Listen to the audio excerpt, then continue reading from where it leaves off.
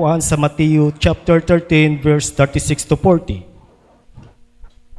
Pagkatapos, iniwan ni Jesus ang mga tao at bumalik sa loob ng bahay. Nilapitan siya ng mga alagad niya at nagsabi, "Pakiliwanag po sa amin ang matalinghagang tungkol sa damo sa bukid." Sumagot si Jesus, "Ang naghasik ng mabuting binhi ay walang iba kundi ang mga anak ng tao. Ang bukid ay ang mundo, at ang mabuting binhi ay ang mga kabilang sa kaharian ng Diyos. At ang damo naman ay mga taong sakop ni Satanas. At si Satanas ay kaaway na nagtanim sa kanila.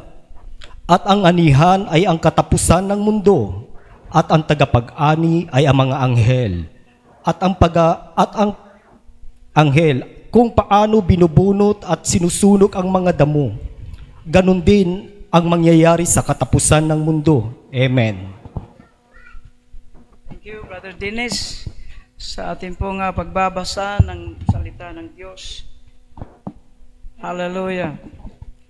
Father God, pagpalain mo po ang iyong mga salita sa araw na ito.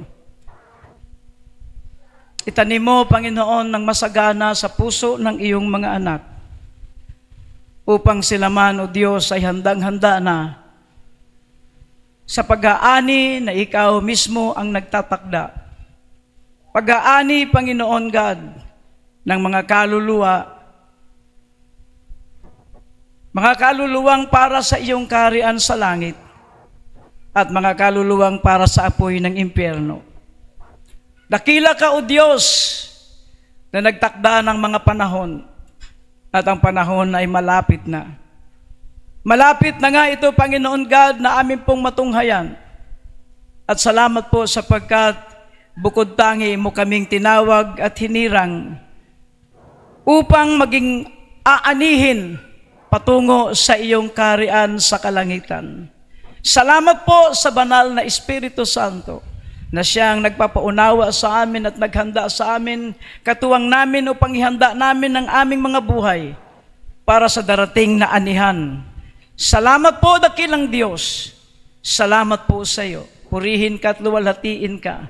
And we expect, Father God, your mighty visitation as we listen to thy word, as we prepared our heart and our spirit and our soul to listen and to absorb every word that proceedeth out of your mouth. Through your servant, Father, in the mighty name of Jesus Christ, by the power and the leadership of the Holy Spirit. And all the people of God say, Amen. Praise God, at pagpalain po natin ang ating pong mga pakikinig at pakinggan nating mabuti ang dating ng aral na ito sa bawat isa sa atin. Talaga bang handa kang makinig sa mga aral sa umagang ito? Amen. Naparito ka ba para sa mga salita ng Diyos? Amen. Palapakan po natin ang ating Diyos. So narinig po nating basahin ang talata na ating pong pagbulay-bulayan sa araw na ito about the preparation for the harvest. Preparation for the harvest. Katulad din ng mga magsasaka ay mayroon po silang preparation for the harvest. The parables of the seeds and the tares. Ti a parabola dagiti bin-i kin dagiti salasala or dadael o mula. Anong ibig sabihin nun sa Tagalog? The parables of the seeds and the tares. Ito po ay isang talata na nagbibigay sa atin ng informasyon na mayroon talagang pag-aani. Pag-aani na dapat nating paghandaan. Basahin ko lamang po sa English ang binasa kanila sa Tagalog. Then Jesus sent the multitude away and went into the house, and his disciples came to him, saying, they asked him a question about the parable of the tares, of the seeds and the tares. Explain to us the parable of the tares of the field. Then Jesus answered with love and passion, to his disciples, and he answered and said to them, "He who sows the good seed is the Son of Man." Kapag nabasa niyo po sa English, ang salitang Son of Man is a capital letter. Na walang ibang tinutukoy kundi ang anak ng Diyos na nagkatawang tao, bumaba dito sa lupa at nagtanim ng napakamasaganang binhi ng kaligtasan, binhi ng pagbabago, binhi ng pagpapatawad sa ating mga kasalanan, binhi na siyang nagbibigay sa atin ng pag-asa sa buhay na walang hanggan. Amen? Palapakan po natin ang ating Diyos. And verse 38, Jesus Christ said, "The field is the world." Ang bukirin ay ang mundo. The good seeds are the son of the kingdom. Ang mga mabuting binhi ay ang mga anak ng kaharian. Mark this word, sons of the kingdom. But the tares are the sons of the wicked one. Ang mga tinik, ang mga dayami, ang mga masamang tanim, ay tanim ng dyablo. The enemy who sowed them is the devil. Verse 39, the enemy who sowed them is the devil. The harvest is the end of the age, and the reapers are the angels. Kita nyo po ang mensaheng ito kung papaano hiniliran ng Panginoon, how He explained it righteously, kung papaanong mangyari sa huling panahon. Verse 40, therefore as the tares are gathered and burned in the fire, so it will be at the end of the age. Sa huling panahon, kung inyo pong napapansin ng pag-aani na ito ay napakaganda para sa atin. At kung napapansin nyo ba, kung mayroon kayong napapansin sa binasa natin sa verse 40, therefore as the tares are gathered and burned in the fire, so it will be at the end of the age. Ngayon, tatanungin ko kayo, papayag ka ba isa dito ang mga anak mo? Papayag ka ba na isa dito ang asawa mo? Ang magulang mo? Papayag ka ba na sila, mga mahal mo sa buhay, ay uunahin sa pag-ani?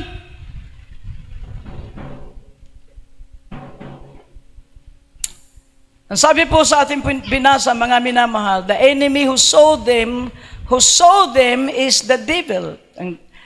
Ang kaaway na nagtanim sa kanila ay ang dyablo. At ang anihan ay katapusan ng mundo. Glory to God. Ano po yung harvest? Ano po yung harvest po, mga minamahal?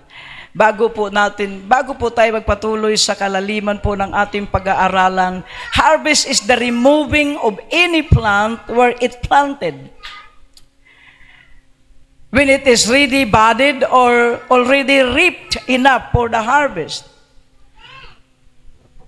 Ang harvest ay pagtanggal o pag-alis ng mga itinatanim kapag ito ay malago na, kapag ito ay okay na para sa pag-aani. Harvest is the season of reaping appointed to any kinds of crops and fruits that are matured enough for the harvest. So, kailangan matured na yung i-harvest para ito ay maging pakinabang. Harvest is the right season of gathering of any crops and fruits of any kind worthy for the season. Harvest is the season where the grain or wheat becomes tender, ready for the harvest. Harvest is the season of good result of a labor and effort depending on the seeds and the soil or ground. Nakita po natin, mga minamahal, na hindi pala lahat ng tao ay tinanim ng Diyos. Jesus explained na ang mabuting binhi ay tanim ng Diyos. Now, can you examine yourself? Are you good enough? Ikaw ba ay mabuti talaga? Ikaw ba ay talagang mabuting binhi? Then you are the seeds from God. Kaya wag niyo pong isipin na lahat ng tao ay maliligtas. Sapagkat hindi mo alam, isa pala sa kaibigan mo o isa sa anak mo ay binhi na mula sa dyablo. Kaya dapat handang-handa ka o mga kamag-anak natin. Kapag hindi sila mababahaginan at masyiran ng salita ng Diyos, at kung hindi tayo magsasamantala ng mga panahon, halimbawa may birthday ka, wag lang puro kasiyahan ang iyong naisipan. Hindi lamang paghahanda ng pagkain ang naisip mo, kundi dapat mong unahin ang salita ng Diyos. Introduce to them. Kagaya kahapon, na amin pong pinuntahan na celebration, hindi po pumayag ang may-ari ng celebration na hindi mauna ang salita ng Diyos. Akala ko inimbitahan lang kami doon. Hindi ko pala alam na ako pala ay gagamitin para magsalita sa kanyang mga kamag-anak sa lahat ng kanilang mga inimbitahan. At hindi po ako nagsayang ng panahon. I introduced to them Jesus. Because only Jesus can examine our heart. Only Jesus can examine and probe your heart if you are the child or the seeds of God, because He is the one who planted the good seeds. Amen? Siya mismo, kaya nga, nung nakaraang Miyerkules, kilala kayo ng Diyos. Sapagkat alam ng Diyos ang binhi na kanyang itinanim sa mundong ito. He knows the seeds. Ikaw ba pag nagtanim ka ng, Nicole, pag nagtanim ka ba ng binhi, kilala mo yung binhi na yon? Amen. Diba, Nanay Maribek? Alam nga, magtanim ka, bahala ka kung anong pangalan nitong binhi na to. Tapos makilala mo na lang pag malaki na. Hindi po ganun. Jesus knows the seeds. Alam niya kung sinong itinatanim niya at alam din niya kung kailan magbubunga yon. Alam niya kung kahit saan ka ipapanganak. Ang binhi niya, alam niya kung saan niya ipapanganak. Doon ba sa pamilya ng Sulibin? Doon ba sa pamilya ng Aurelio? Doon ba sa pamilya ng Gabayan? O doon ba sa pamilya ng Arellano o Almirañez? He knows where the seeds will grow. Kaya hindi lahat ng anak natin anak ng Diyos. Kaya nga minsan may tinatawag tang black sheep. The devil also plant his seeds. At ito yung mga taong manggugulo. Di ba kapag ka nagtatanim kay manggugulo yung tinikti, yung dayami, no? Nang aagaw ng mag-i-spray ka, nakikikain din sila. Magsaboy ka ng pampataba, o kasama din sila. Kaya, di nyo napapansin, sabi ng Panginoon, pinapasikat ko ang araw sa mabuti at masama. Ang mabuti at masama, parihong nagbinipisyo sa sikat ng araw. Pag nagpaulan siya, parihong nagbibinipisyo ang masama at mabuti. Amen. Pero ang binipisyo ng masama para sa kasamaan. The benefits, the rays of the sun, the rising of the sun, and when the moon comes out, kasama din silang humanga-hanga. Ang ganda ng buwan. Pero para sa kasamaan ang lahat ng kanilang ginagawa. Pero ang mga anak ng Diyos, if you are the seeds of God, you will always, hallelujah, lagi kang nag-i-inherit para sa kabutihan. Kahit anong ibibigay sa iyo ng Diyos para sa kabutihan ng gawain ng Diyos sapagkat anak ka ng Diyos. Kaya tuwang-tuwa po ako kahapon, nung ako po ay tinawag bigla. Salamat po, sabi niya, salamat po, andito si Pastor Kitts. Hindi niya alam na magsasalita siya ng salita ng Diyos. But I'm thank God, kahit marami kaming mga pastor doon, ako po ang nabigyan ng pagkakataon to introduce the love of Jesus. Palapakan po natin ang ating Diyos. Kung ikaw ay binhi na galing sa Diyos, may magandang aral ang pagsasamantala. Pero kung ikaw ay anak ng dyablo, masama sa iyo ang pagsasamantala. Kasi lahat ng bagay mapagsamantala ka. Sa hatian sa kayamanan, kung minsan mapagsamantala ka. Amen. Kung sa hatian sa mga kung ano-ano mga bagay, kailangan lagi kang lamang kasi mapagsamantala ka. Pagdating sa mga makadiyos na bagay, gusto mo lagi ka ring lamang kasi mapagsamantala ka. Pero ang mabuting binhi ay mabuti magpakailan-kailanman.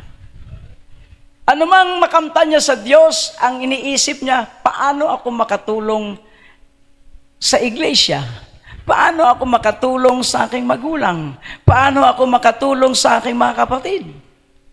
But the priority of the good seed, because he came from God, ka-instinct na sa kanya, uunahin niya ang Diyos. Kaya nga nakasulat sa Bible, make God is your number one priority.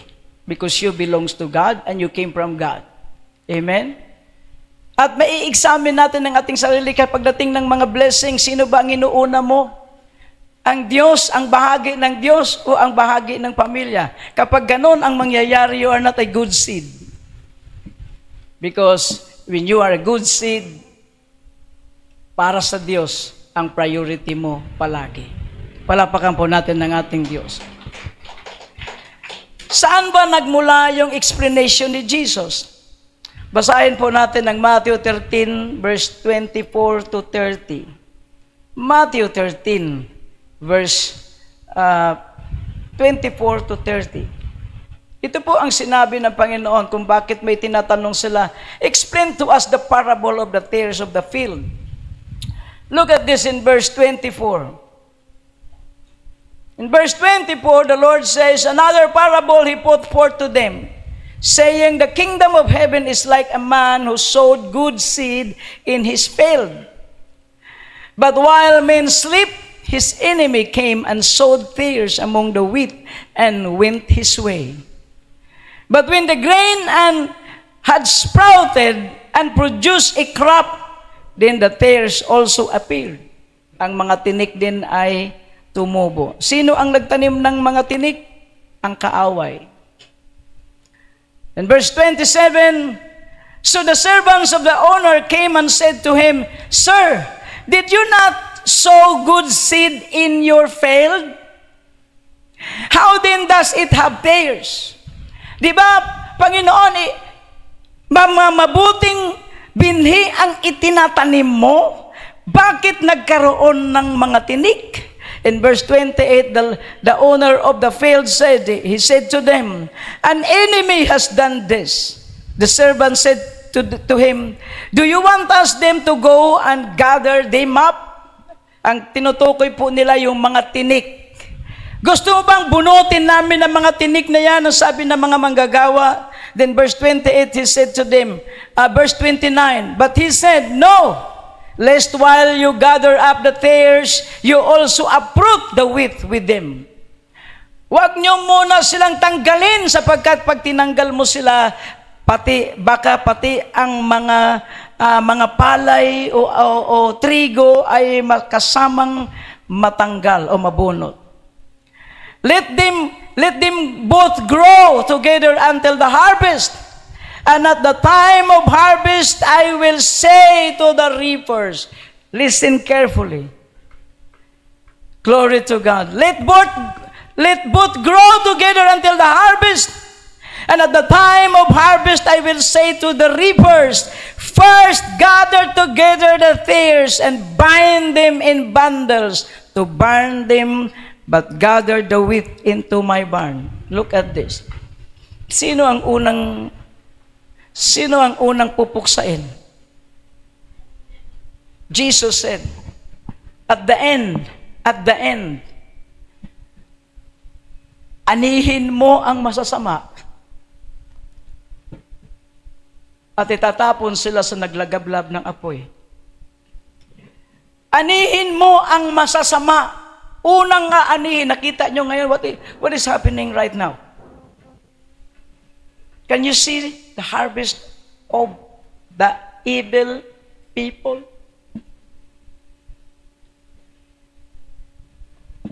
The spirit of death is now moving in 2025. Hindi nyo napansin mula pa pagpasok ng January 1? Airplane crash.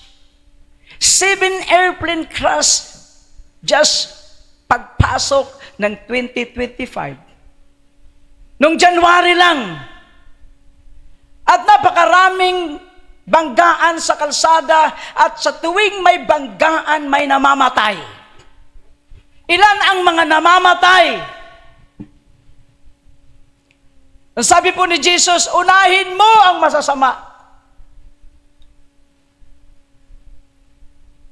Kaya huwag kang maging masama sa panahon na ito, baka maani ka rin. Huwag kang maging masama na anak, huwag kang maging masama na magulang, huwag kang maging masama na kapatid na kahit nasa loob kayo ng tahanan, hindi kayo magkakapatid kayo. Away-away. No, konting timba lang, nagkakagalit. Konting ulam lang, galit-galit na. O nagamit lang yung blouse ni sister, yung blouse ang favorite niya, o away na, galit-galit na. Ba't hindi ba yan pwedeng hubarin at ilabhan, di ba, Sister Linda, no? Buti Sister Linda, wala siyang kaagaw doon sa damit niya. Amen! O nasuot lang ng aksidente ang tsinilas mo. Magkakagalit na kayo. Do not be bad in this year 2025. Dapat mabuti ka lang. Kasi aanihin ka. Gusto mong maani ka agad? No, tingnan mo, ang daming patayan. Nang isang araw, 242 laman ng eroplano. Lahat sila patay, maliban dun sa isa at yung sa na-late. Ang sabi po nung na-late, ginamit po niya yung sinabi doon sa aklat ng Romans. Nung na-late siya doon sa Airbus na yon, ang sabi niya, all things work together for good. Because he is a Christian. He is a believer. She is a believer. Dalaga po yun, ano? Mama Irene, no? Dalaga. Pinost mo yun, Pastor Kevin. Siner niya, na-late siya doon sa aeroplano. At bakit siya pinalate? Alam ng Diyos na may masamang mangyari sa aeroplano na yon. Amen. Kaya sabi niya, all things work together for good. If you are a believer, God will do something upang hindi ka madamay. Because the blood of Jesus Christ will protect your soul and your spirit. Be a good seeds today. Kailangan patunayan natin sa Diyos na ikaw yung binhi. Kilala ka niya. But sometimes, nadadaig tayo sa ang priority natin kasi ngayon sa panahon na ito, yung napakataas na pangangailangan.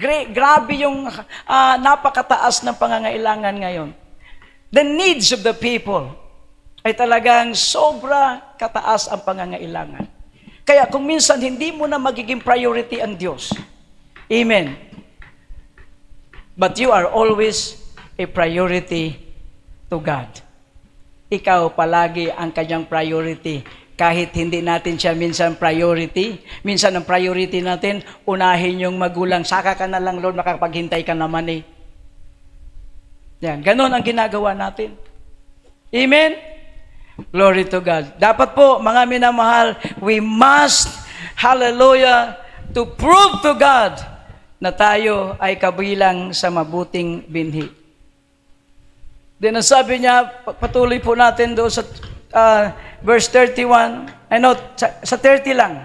Let both grow together until the harvest, and at the time of harvest I will say to the reapers, first, gather together the tares, and bind them in bundles to burn them, but gather the wheat into my barn. Ang mga mabuting binhi ay para sa kaharian ng Diyos. At ang hindi mabuting binhi na kahit sa gawain, nag-i-email, kahit sa gawain, nagsusocial media. Marami po sa loob ng simbahan. Kahit saan. Madito man o nawawala dito. Hindi naman natin nakikita, amen? Nawawala dito. Kung ginagawa nyo yun, kabataan, na habang may nangangaral at nagsusocial media kayo, then you are not a good seed. You are a band. Because ang sabi ni Jesus, ang mga anak ng Diyos nakikinig ng salita ng Diyos. Palakpakan po natin ang ating Diyos. Harvest. Hallelujah, glory to God. The English dictionary said the harvest is the consequence of effort or activity. Harvest is to remove from culture or a living or dead body as for the purposes of transplantation. Ang harvest ay isang pag-uproot sa mga itinatanim. Kung mabuti, ay pakinabang sa Diyos. At kung hindi, aalisin siya. Bakit ginamit dito ang dead bodies?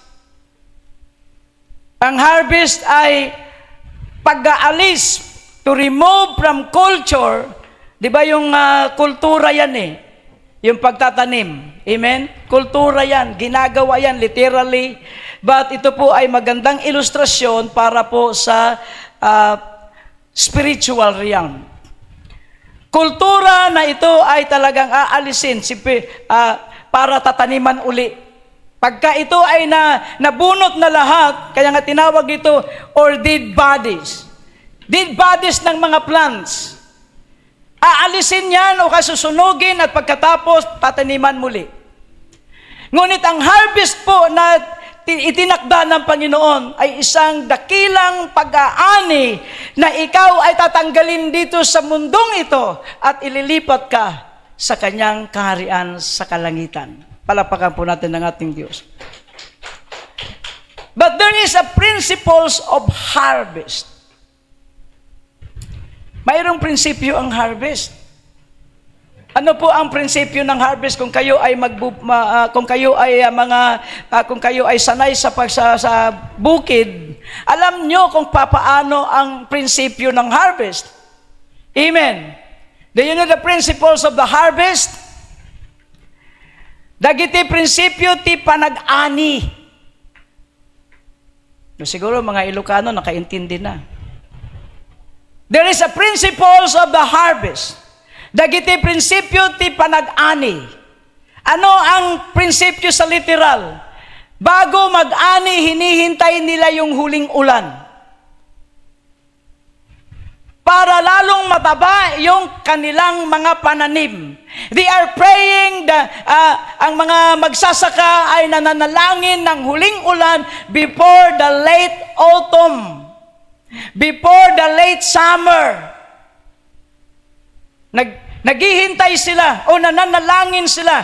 Ayon po sa sinabi ni Santiago, na ang isang mabuting magsasaka, bago po darating ang anihan, he will pray for the late rain.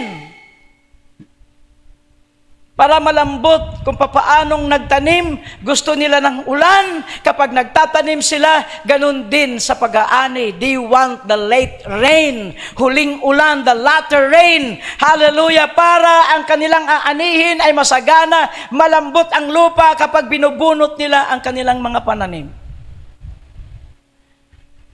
And after that, pagkatapos ng huling ulan, kasunod niyan, summer, huling summer, doon na mag-aani.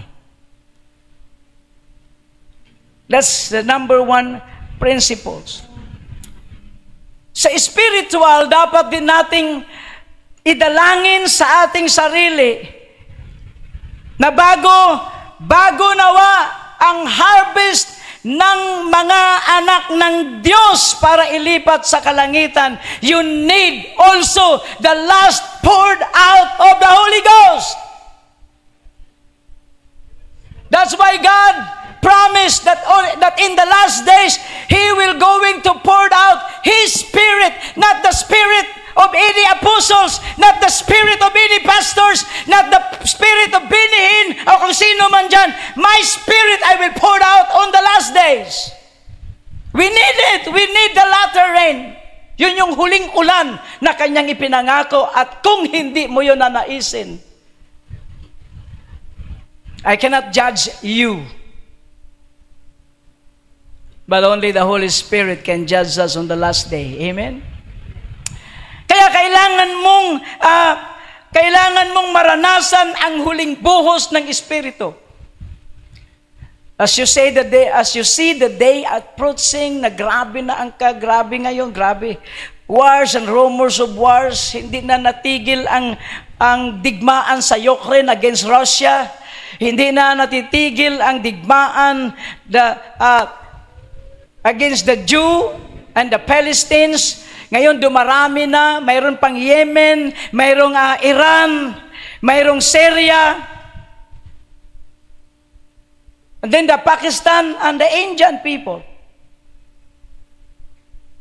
Do not be ignored. Do not ignore all that is happening today.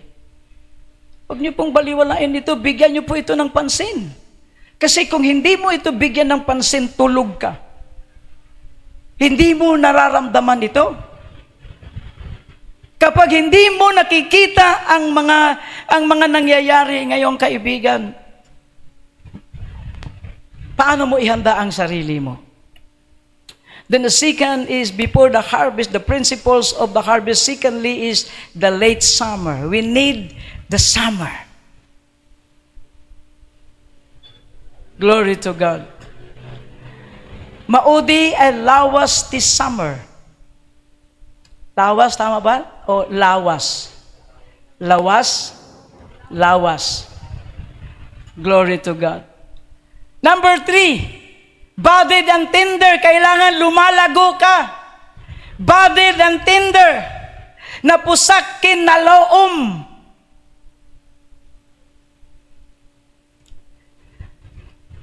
Kailangan napusakin na loom ti spiritual life mo. Kailangan lumago ka na ba? Are you budded and tender while worshiping the Lord, while listening to the gospel of Jesus Christ? Are you really budded with your love of God? Are you really tendering your heart to Jesus Christ, or tendering your heart to the world? Number 4, matured. One of the principles of the harvest is maturity. Natalgid ti panagpanunot. Malago sa pag-iisip patungkol sa mga bagay na makadiyos. Matured. And number five principles of the harvest is ripe and beautiful. Hinog. Di ba kapag ang mga prutas ay pagka-green pa siya, hindi pa siya magandang tingnan, ano? Hindi pa siya nakakaakit. Pero kapag hinog na siya, wow, ang sarap po, hinog na. Lalo na yung nakita natin yung mga hinog na mangga ni Sister Linda, no? Pag hilaw pa siya, parang hindi pa siya kaakit-akit, ano? Pero kapag nakita mo hinog na, parang naglalaway ka na kaagad. Lahat ng mga prutas na hinog na, pag saging pagkahilaw pa, wala ka pang gana. Parang hindi mo mapinapansin. Pero kapag nagsisimula na siyang mag-yellow, wow, parang gusto mo nang kainin. Kapag ang Kristiyano hinog na, nakakaakit ka para sa iba. nakakaakit ka na sa mata ng Diyos, higit sa lahat sa mata ng Diyos, aanihin ko na ito. Ani for good. Aanihin ka para sa kabutihan. Dapagkat, hallelujah, ang pag-aani para sa kasamaan ay para lamang sa mga binhi ng kasamaan. Naluto kin na pintas or naloong kin na pintas. Naloong o napintas? Tama ba, naloong? Ngayon, praise God. Palapakan po natin ng Diyos. Malapit na. Malapit na po akong matuto. Number 6, right season. Ang harvest po is the right season. Yan po ay tamang panahon para sa harvest. Hindi po nagtatakda ang Diyos ng bara-bara na panahon. He really appointed a right season for the harvest. Uston at tiempo. Hindi po kagaya ng tao ang Diyos na bara-bara kung mag-isip. Kahit hindi pa tama yung panahon, basta gusto ko to eh. Hindi pa panahon para magkaroon ka ng magandang bahay, pinipilit natin. Kasi gusto mo eh. Hindi ka naghintay ng tamang supply ng Diyos para hindi ka kakapusin. Amen. Kung minsan gusto mong kumuha gusto na natin magkaroon ng sasakyan. Kaya kahit nakita mo na kahit gaano mo tawag dyan yung ibabudget, kulang talaga. Pero pinipilit pa rin ng tao because bara-bara ang tao. He cannot wait for the right time to have all these things in this world. Kaya kung minsan gusto na natin, pero nakakasama sa atin. Halimbawa, gusto mong pumunta talaga sa ibang bansa, hindi pa panahon. Amen? It is not a right time for you. Kaya kung minsan hinahadlangan ka ng mga time, ng mga pangyayari, pero gusto mo pa rin talaga. But God has His appointed time, the right season for a harvest. God is a righteous God. Amen? Palapakan po natin ang ating Diyos. He deserves all the praise. Medyo maluwag yung relo ko. Regalo po ito ng aking mga anak. Tuloy po kayo, mga minamahal. Tuloy po. Tuloy. So the right season for the harvest. Uston at tiempo ti pag-aani. Wasto na tiempo ta pag-aani. Eksaktong panahon para sa anihan. The number 7, the last principles. Storehouse. Balay ti imbakan. Ti panag-imbakan sa mga crops na aanihin. At handang-handa na po ang Diyos sa kanyang imbakan sa langit. Yun nga po yung inuna niya. The principles of Jesus Christ before the harvest, He built mansions in heaven. Kapag dumating na ang anihan, mayroon ka ng paglalagakan doon sa langit. At hindi lang basta-basta na storehouse ang inihanda niya sa iyo. Hindi lamang basta parang budiga. Biro mo ang paglalagyan niya sa iyo. When the harvest has come, ang storehouse mo, mansion in heaven. Kaya wag kang mag-iyak-iyak kung ang bahay mo pangit sa mata mo dito sa mundong ito. Do not cry. Do not be sad. Think that Jesus has built a mansion for each and every one of you and me, each and every one of us. We have a mansion in heaven, beautiful as beautiful. Lahat ng naisip mong kagandahan na hindi mo makita sa mundong ito ay naroon sa mansyon na nakadecorate na pala. Baka pagdating mo doon, ito yung hinahanap kong dekorasyon ha. Nandito lang pala. Inihanda na pala ng aking Panginoon. Dito hirap na hirap ka. Ano ba talaga ang makapag-satisfy sa iyo na dekorasyon sa bahay? Kaya ang ibang mga mayaman, renovate ng renovate. Na-renovate na after 2 years, renovate na naman. Walang katigil-tigil, walang katapusan. Because there is no such things in this world can satisfy the longing of your eyes. Pagdating mo sa langit, pag nandun ka na sa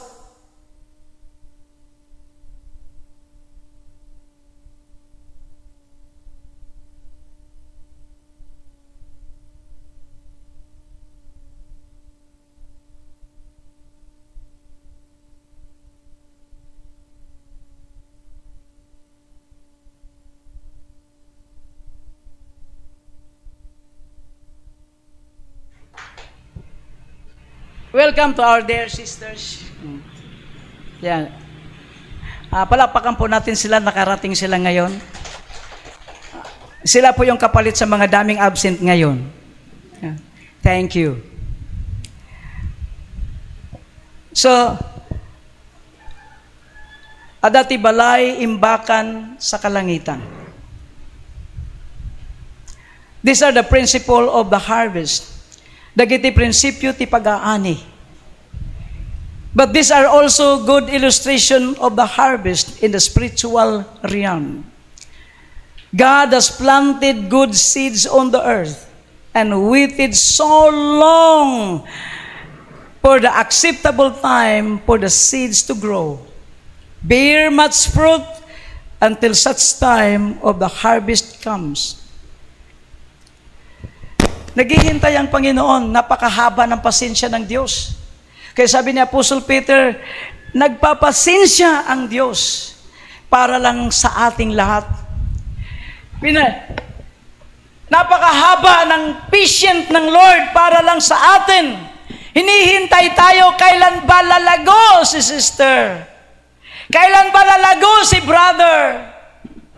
Minsan ng mga kapatid nating mga musikero, kung minsan siguro na natin alam, mayroon pala silang mga alitan, di natin alam, ang gagaling na tumugtog.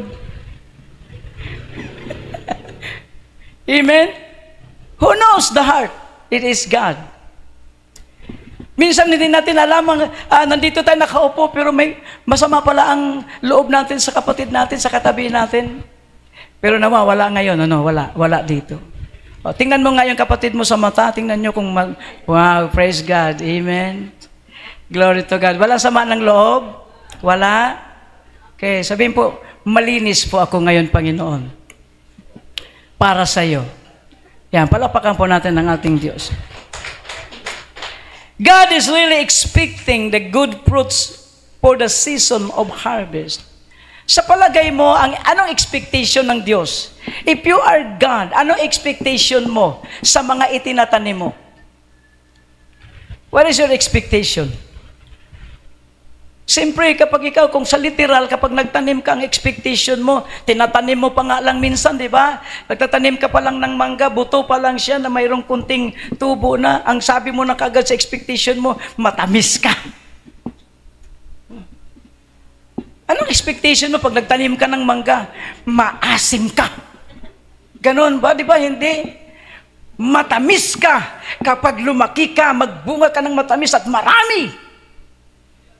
Para ibenta ko. Hindi po ganon ang tamang isipan. Ang tamang isipan, lumago ka at maging matamis ka at masagana ang bunga mo para makapamigay ako sa kapwa ko. Pero kung ang mentality mo, pag ibininta ko yan. Di ba sabi ng Diyos, magtrabaho ka para sa iba. Work hard for your brothers and sisters para kung may nangangailangan, makatulong ka. Pwedeng ibenta, pwede ring magbigay. Amen? Lord, ibenta ko yung iba, pero ang iba pamigay ko. Yan. Ibenta ko sa mga hindi ko ka-espiritu. Dapat lang naman silang bintahan kasi hindi ko sila kapatid. Pero sa mga kapatid sa espiritu, glory to God. Handa akong magbigay, Panginoon. That's the mindset of a good seed. Palapakan natin ang ating Diyos. Father, you are so wonderful. So ang expectation ng Panginoon sa iyo, mabuting bunga. He did not expect you when He planted you in this world. He did not expect nung itinanim ka ng Panginoon dito sa mundong ito. Sapagkat ayon sa parable, siya po ang nagtanim sa tao. Amen? He planted the good seeds, the life of man. Subalit nung nagpahinga siya, dito ba sa binasa natin, sabi doon, at nagpahinga yung may-ari. Di ba nagpahinga siya isang araw? But while the owner of the field, the world, rest for one day, Satan came and planted bad seeds. Kaya ang unang anak ni Eva at ni Adan, mayroong kaagad mabuti at masama. Kanino palang anak si Cain? Hello? Pareho silang lumabas sa sinapupunan ni Abe. But Cain is a seed of the devil inside the womb of a woman. Pero nung si Jesus ay itinanim dito sa mundong ito, wala siyang kasabay. Isang binhi lang ang itinanim ng Diyos sa sinapupunan ni Mary. Galing talaga sa langit. Pero kung minsan mga anak natin, 3 anak mo, isa pala away, ano? Ang dalawa minsan mabait. Minsan 2 na nga lang, hindi pa magkasundo. Buti si Kian, isa lang din, ano? Wala kang kaaway, ano Kian? Si Rachel din, wala rin siyang kaaway. Oh, magkasundo kayong 2. Magkaaway kayong 2. Okay, praise God. So God expecting the good fruits of the season for the harvest. Gusto niyang makita tayong mabuti at magpakabuti. Kaya sabi ni Jesus, ang masama sa huling panahon, ang masama ay magpapakasama at ang mabuti ay magpapakabuti. Because, hallelujah, if you are the seeds of Christ, kung ikaw yung binhi na itinanim ni Jesus, ang nasa puso mo, mabuti, mabuti, mabuti. Namumuhi ka sa kasalanan, namumuhi ka sa kasamaan because you are the seeds of Christ. Hallelujah, glory to God. He is looking for the good result of his labor. God expecting the good result of his labor. But God also knows that the devil has also planted evil seeds to the earth. And it is also tender and budded on earth. And these are the tares and briars that bring so much trouble on earth because they are sons of the devil. Their father, the devil, has planted them. Jesus Christ said this word. Ang mga taong magugulo, ang mga taong walang iniisip kundi makagawa ng masama, sila po ang mga binhi na galing kay Satanas. Kaya minsan mga kaibigan nyo yan. Beware, kaya sabi sa Bible, sa 1 Corinthians 15, tingnan mong mabuti ang iyong magiging kasama. Tingnan mong mabuti kung sino ang sinasamahan mo. You have a discerning of the Spirit. Kilala mo kung sino ang mga sinasamahan mo. Hallelujah, praise the name of the Lord. Glory to God. God is really expecting the good fruits of the season of harvest. Agtalaik ti Dios iti nasayaat ay bunga ti panagtatrabaho na. Tama ba yung? Tama ba yung isinulat ko? Ulitin ko po. Hallelujah, glory to God. Agtalek ti Dios iti nasayaat ay bunga ti panagtatrabaho na. Ang inaasahan ng Diyos, mabuti ka.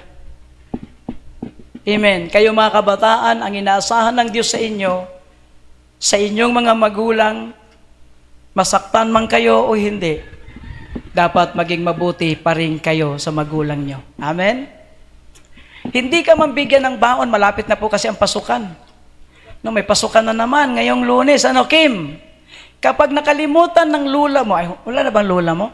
Wala na. Sino na lang nag-alaga sa'yo? Nanay mo? Pag nakalimutan minsan ng nanay mo na bigyan ka ng baon at nakaalis ka, huwag kang magre-rebelde. No. Kailangan magpasensya ka. Sabihin mo, Nay, yung baon ko, kanina pa ako nanay ng nanay sa'yo, hindi mo naman napansin. Kaya nga hindi ako nakaalis-alis kasi wala pa yung baon. O kung minsan kulang yung baon na ibinigay sa inyo, Charmel, yan, Althea, yung mga nag-aaral, Margel, yung mga pumapasok pa sa eskwela, kung minsan hindi tama ang budget na ibigay sa inyo, do not get mad. Amen? Just stay in good attitude and character because you are the seeds of God. Dapat lagi kang mananatili na maayos sa iyo po na kalagayan at katwiran sa buhay. Hallelujah, glory to God. So ang nagtanim ng mga masasamang tao ay hindi po ang Diyos. Because God cannot plant the bad seeds. Hindi po siya pwedeng magtanim ng masamang binhi sapagkat siya isang mabuting Diyos. Amen? He is a very good God. And He cannot plant a bad seeds. Hindi siya pwedeng magtanim ng masamang binhi. Ang nagtanim ng masamang binhi na nagiging masamang mga tao sa panahon natin na ito ay walang iba kundi ang dyablo. In John chapter 3 verse 9, in 1 John chapter 3 verse 9 to 10, 1 John chapter 3, look at this, brothers and sisters in the Lord. As we are closer to the end of this message, tingnan niyo pong mabuti ang sinasabi dito sa 1 John chapter 3, verse 9 and 10. Whoever has been born of God does not sin, for his seed remains in him. Kapag ang binhi pala ng Panginoon, ikaw ay binhi at nagtanim pa ng another seeds, si Jesus sa atin, ano yon? Mga salita niya. Itinanim niya tayo dito sa mundong ito. Ang tanim ay tinaniman pa para lalong maging mabuti. Amen? Para lalong maging mabuti at hindi ka, hallelujah, magkakasala sapagkat ang kanyang binhi ay sumasayo. For his seed remains in him, and he cannot sin because he has been born of God. In this, the children of God, and the children of the devil are manifest. Whoever does not practice righteousness is not of God, nor is he who does not love his brother. Kaya ang binhi ng Panginoon, gustong-gusto niyang magmahal sa kapwa niya. He loves to love. But the children of the devil, he loves to fight.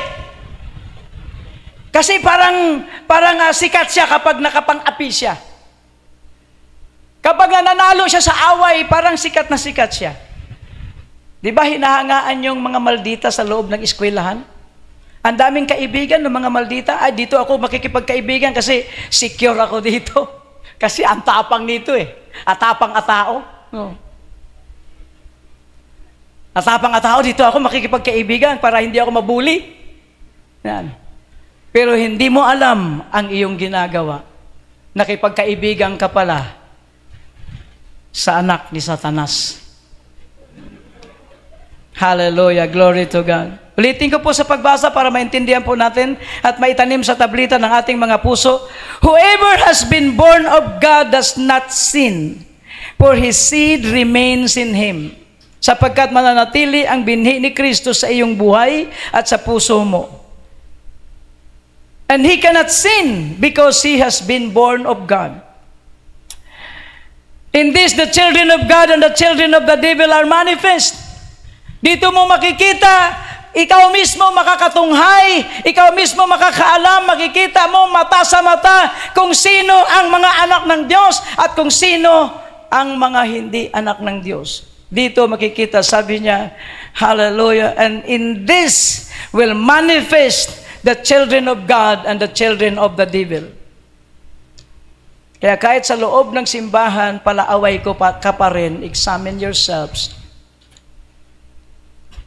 Ngayon, tatanungin natin, ba kapag anak ba ako ng dyablo, wala na akong karapatan sa kaligtasan? Meron. Hello? Yung bang mga anak ng dyablo ay wala ng karapatan sa kaligtasan? Meron. Diba sabi niya, whoever receive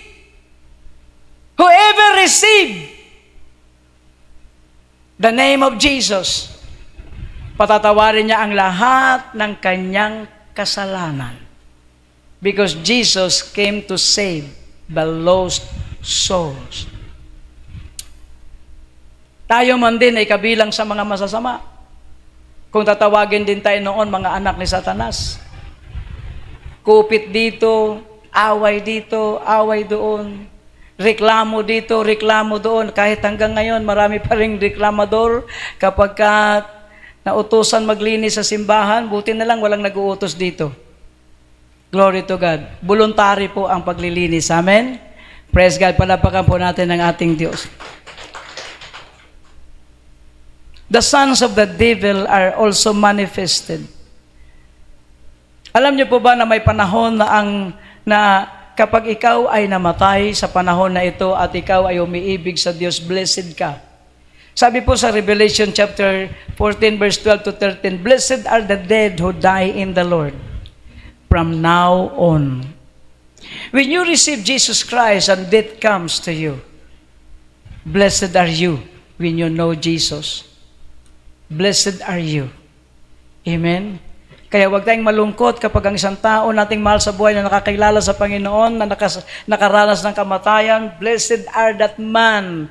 Blessed is that man when he died knowing Jesus. Glory to God. Now, pag-usapan natin dahil sabi ni Jesus, the harvest is near and the reaper are the angels. Hindi pala tayo ang mag-harvest. Amen. Sabi ni Jesus, ang mundo ay ang bukirin at ang binhi ay ang binhi na itinatanim ng Diyos. At ang mga dayami ay pananim ni Satanas. At ang anihan ay katapusan ng mundo. Ngunit ang taga-ani ay mga anghel. We are not the reapers. Hindi po kami yung reapers. Hindi po kami taga-ani. Tagapaghasik po kami. Inform kami sa mga tao that the love of Jesus Christ is the love that can save your soul. Hallelujah. Sabi ni Jesus, the angels are the reapers. Open your Bible in Revelation chapter 14 verse 6 to 7. In the book of Revelation, glory to God, the angels will come. Ngunit tandaan po natin na mayroon pong maraming klase na mga anghel. Mayroong anghel na inutusan para pumuksa, mayroong anghel na inutusan para magdala ng mabuting balita, mayroong mga anghel na nagdadala ng karamdaman, sapagkat iba't iba ang trabaho ng mga anghel. Revelation chapter 14, verse 15 to 20, verse 6 to 7. 14, verse 6 to 7. Glory to God. And verse 6. Then I saw another angel flying in the midst of heaven, having the everlasting gospel to preach to those who dwell on the earth, to every nation, tribe, tongue, and people. The last gospel, ang pinakahuling ebanghelyo na nadadalhin sa buong sanglibutan is not from man. Hindi sa mga pastor. Matapos ang pangangaral ng mga pastor, then mayroong mga anghel na sila na mismo ang mangangaral sa mundong ito. Then I saw another angel flying in the midst of heaven, having the everlasting gospel to preach to those who dwell on the earth, to every nation, tribe, tongue, and people. Ano ang ebanghelyong dala niya? Dalawa lang ang kanyang sasabihin. Saying with a loud voice, fear God and give glory to Him, for the hallelujah, for the hour of His judgment has come, and worship Him who made heaven and earth, the sea and the springs of water. There are two gospels lang ang kanyang sasabihin. Dalawang ebanghelyo lang. Matakot sa Diyos. Hallelujah. Matakot kayo sa Diyos, ang sabi niya. For the judgment of the Lord has come. Saying with a loud voice, fear God and give glory. Matakot kayo sa Diyos at magbigay ng kaluwalhatian sa Kanya, sapagkat ang Kanyang paghahatol ay dumarating na. Mga minamahal at iniibig ko sa Diyos, before the harvest, there are angels that will come and will preach the gospel of fear. Matakot kayo sa Diyos at sa Kanya ay magbigay ng kaluwalhatian. Ganun lang ang ebanghelyo niya, wala nang iba. Hindi kagaya ngayon, inisa-isa ng mga preacher para maintindihan natin. Pero sa araw na yon, kapag ang anghel na pala ang magdala ng ebanghelyo, parang warning lang. Amen? Matakot ka sa Diyos at magbigay sa Kanya ng kaluwalhatian. Hallelujah! Dapat po, mga minamahal, as a preparation for the harvest, magbigay ka ng kaluwalhatian sa Diyos. Matakot ka na sa Kanya sapagkat ito pala ang huling ebanghelyo na sasabihin ng mga anghel kapag sila'y bumaba na after the preachers, pagkatapos ng mga preachers dito sa lupa, pag wala na ito at kukunin na ng Diyos, glory to God, an angel will come and will preach the everlasting gospel na Kanya pong ibibigay sa mundong ito bilang huling warning sa mga tao.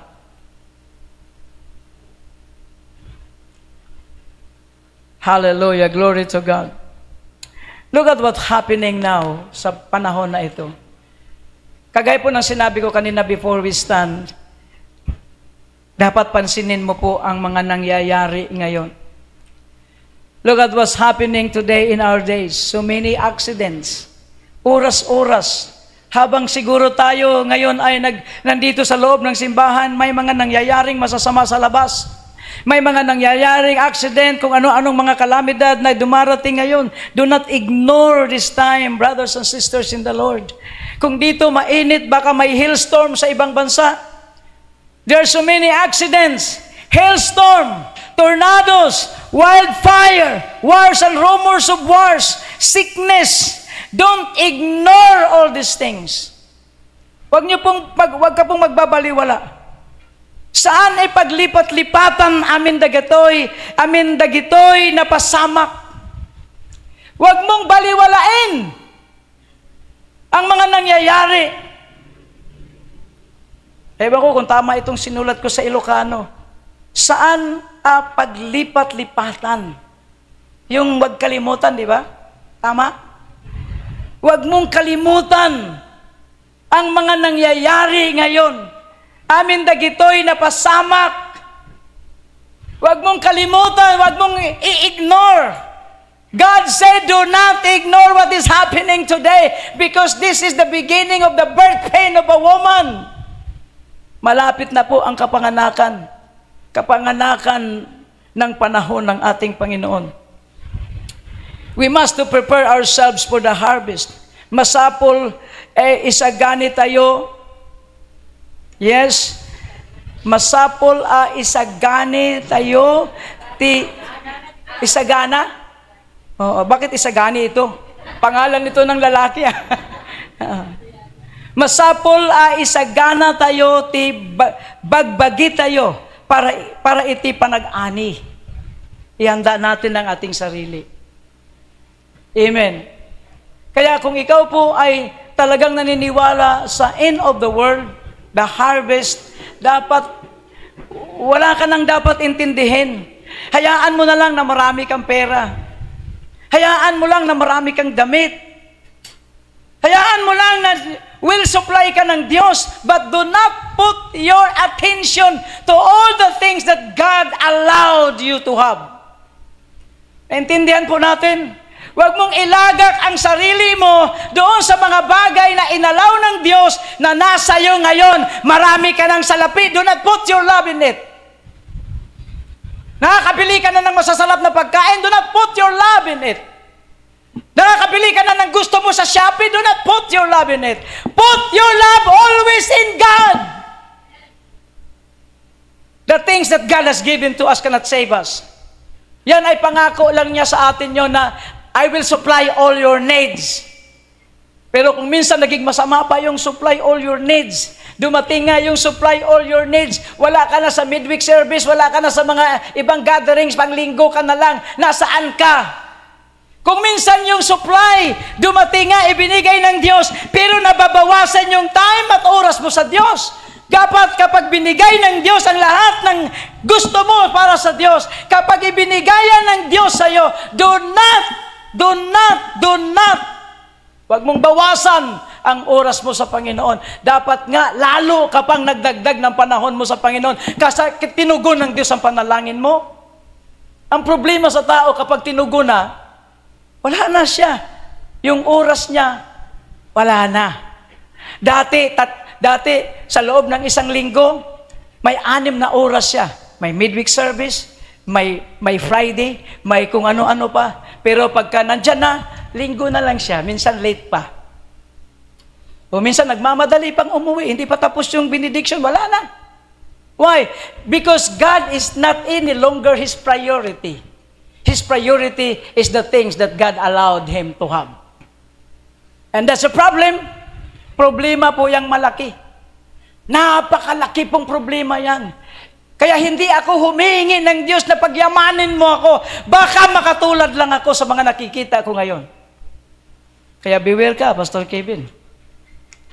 Beware ka rin. Kasi lahat tayo, hindi tayo exempted dito. Amen? Pansinin mo, nung binigay na ang lahat ng hinihingi mo sa Diyos, bawas naman ang oras mo sa Panginoon. At alam mo ba, kapag nabawasan ang oras mo sa Panginoon, di mo ba alam na hinahanap niya yung present mo noon? Di ba, Nicole, ano? Di ba noon, halimbawa si Nicole, Miyerkules nandito, tapos Friday nandito. Lahat ng marinig niyang may gawain, nandoon siya. Pero nung dumating na yung mga bagay na hiningi niya sa Diyos, nandyan na, o linggo na lang si Nicole. Alam nyo, kapatid, kaya nga sinabi ng Panginoon, balikan mo ang una mong pag-ibig because God is looking for the things you've done to Him. Hinahanap ng Diyos yung ginagawa mo noon. Hinahanap ng Diyos kung paano ka maalab sa Kanya nung may hinihingi ka pa. Paano ka naging maalab sa Kanya nung may hinihingi ka sa Kanya. Kahit sa bahay mo, Lord, give me that, give me this, give me that, give me this. Gaano ka kaalab manalangin, gaano ka magpuri sa Kanya, napakaalab ng iyong papuri, pero nung nandyan na, wala na lahat yon. Amen. Dapat mas lalo. Kung 6 na oras ka sa isang linggo magpuri sa Diyos, dapat kung nandyan na ang iyong mga ibinigay sa iyo ng Diyos, dapat nagiging 8 oras pa nga yan. Dapat naging 10 oras na yun sa loob ng isang linggo. Huwag mong bawasan kung anong ginagawa mo sa Panginoon. Lalo mo pa itong pag-igihan. At kapag ito ay maigi at maigi na, glory to God, at hindi na babawasan, you are really budded and tender.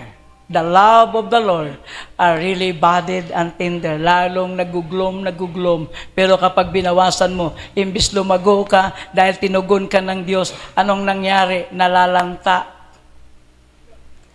Amen. Do not allow that the things in this world